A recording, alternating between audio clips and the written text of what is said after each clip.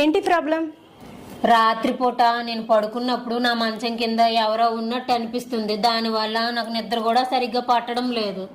ఇది చాలా పెద్ద సమస్య. సంవత్సరం పాటు మందులు వాడవలసి ఉంటుంది. వారం వారం చెకప్కి రావాల్సి ఉంటుంది. అవునా అండి? వారానికి ఫీజు ఎంత అండి?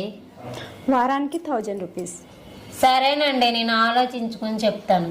సరే అండి. Hi madam. మళ్ళీ హాస్పిటల్కి వస్తా అన్నావు, రాలేదు, ఏమైంది? అదేనండి, వారం వారం చెకప్ కి రమ్మన్నారు కదా, వారానికి 1000 రూపాయలు అన్నారు. అలాగా సంవత్సరం రమ్మన్నారు. అదే విషయాన్ని మా ఫ్రెండ్ తో చెప్పాను. మరి మీ ఫ్రెండ్ ఏమన్నారు? ఎందుకు డబ్బులన్నీ వేస్ట్, నేను చిన్న సలహా చెప్తాను అని అంటే నేను ఆ సలహా ఫాలో అయ్యాను. నా డబ్బులన్నీ సేవ్ అయ్యాయి. ఇంతకేం సలహా ఇచ్చాడు? మంచం మీద పడుకుంటేనే కదా కింద ఎవరో ఉన్నారనిపిస్తుంది. అదే మంచం అమ్మేసి కింద పడుకోమన్నాడు.